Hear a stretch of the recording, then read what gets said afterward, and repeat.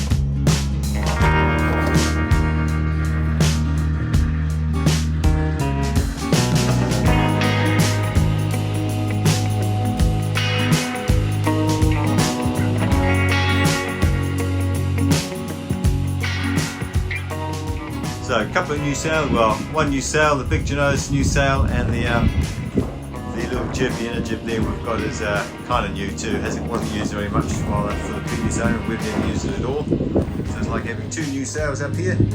Now we've never had the inner stay up before, so I think I'm going to leave it there. It's just another security for the mast. It just lets me allow to have a slot between the two sails, which increases efficiency.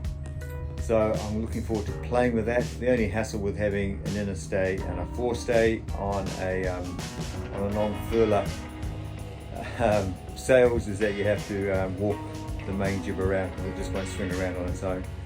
No big deal, it's just a hassle at times, but it's something you get used to and you just get on with it, and you get the rewards of better sailing performance.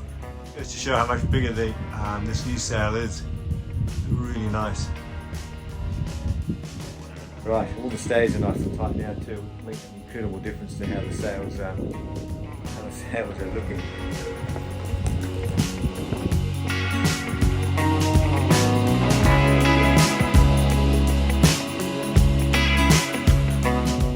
Problem with a brand new sail is that it's really stiff, so it's always a hassle trying to bag it all up, put it back together again.